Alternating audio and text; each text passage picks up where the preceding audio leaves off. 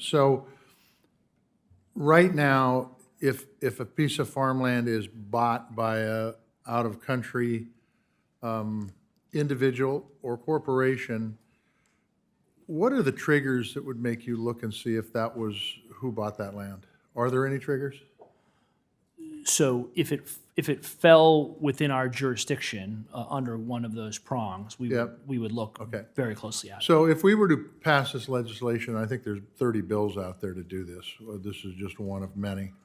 To regulate who's buying land and potentially even prevent a company or an individual from those four countries, and I'm not talking about a U.S. citizen I'm talking about people from those four countries. Do you have the capacity to be able to enforce it?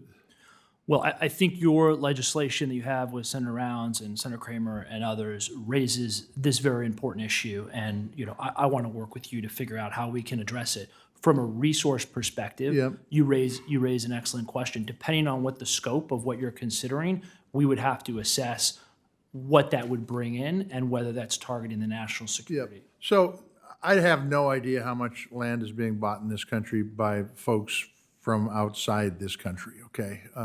We're just talking about four countries in this particular case with really a focus on China, let's be honest. But the others are important too. But this bill doesn't work unless CFIUS can do the enforcement. You have to have an enforcement tool. You can't just say, we're not going to do this, and you're the enforcement tool.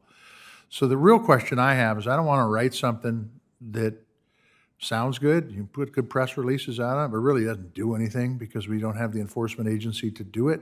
And since you're the enforcement agency, do you have capacity to do it? And how much more capacity, what would you need to be able to have capacity to be able to enforce a bill that would stop China or all four of the countries, China, Russia, North Korea, Iran, from buying farmland in this country? Senator, I appreciate the question, particularly as it relates to administratability and resources.